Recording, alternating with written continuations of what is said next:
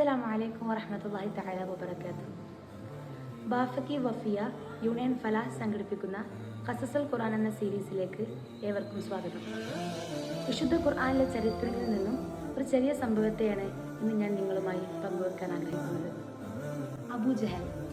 അതെ, ഇസ്ലാമിക ചരിത്രത്തിൽ തന്നെ അതിക്രൂര മനസ്സിൻ്റെ ഉടമയായിട്ടാണ് അദ്ദേഹത്തെ വിശേഷിപ്പിച്ചിട്ടുള്ളത്. എന്നാൽ ഈ ധാർഷ്ട്യ മനുഷ്യൻ്റെ അന്ത്യം 2 കുട്ടികളുടെ കൈക്കൊണ്ടാണെന്ന് ഞാൻ പറഞ്ഞാൽ നിങ്ങൾ വിശ്വസിക്കുമോ? ഇനി കഥയിലേക്ക് വരാം. സംഭവം നടക്കുന്നത് ഇസ്ലാമിലെ ആദ്യ യുദ്ധമായ ബദർ യുദ്ധത്തിൻ്റെ പോർക്കളത്തിലാണ്. അബ്ദുറഹ്മാൻ ഇബ്നു ഔഫ് റളിയല്ലാഹു അൻഹു യുദ്ധത്തിൻ്റെ മുൻനിരയിൽ തന്നെ ഉണ്ടായിരുന്നു.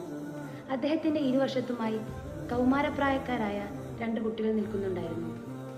അബ്ദുറഹ്മാൻ ഇബ്നു അംർ, അഫ്രാഹ് എന്നിങ്ങനെയായിരുന്നു അവരുടെ പേരുകൾ.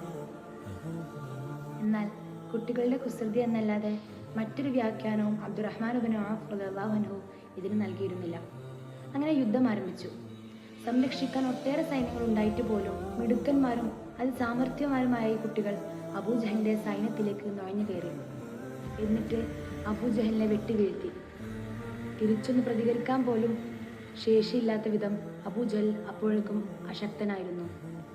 മരണാസന്നമായ ആ സമയത്ത് അബൂജഹൽ ഉറക്കെ വിളിച്ചു പറയുകയുണ്ടായി, ഈ പയ്യന്മാരെക്കാൾ ശക്തനായ ഒരാളാണ് എന്നെ വധിച്ചതെങ്കിൽ കൂടി എനിക്കിത്ര നാണക്കേടുണ്ടാകുമായിരുന്നില്ല എന്ന്. ഈ സംഭവം നടന്ന ബദർ യുദ്ധത്തിനെ ആസ്പദമാക്കി അല്ലാഹു സുബ്ഹാനഹു വ തആല വിശുദ്ധ ഖുർആനിൽ പരാമർശിച്ചിട്ടുണ്ട്.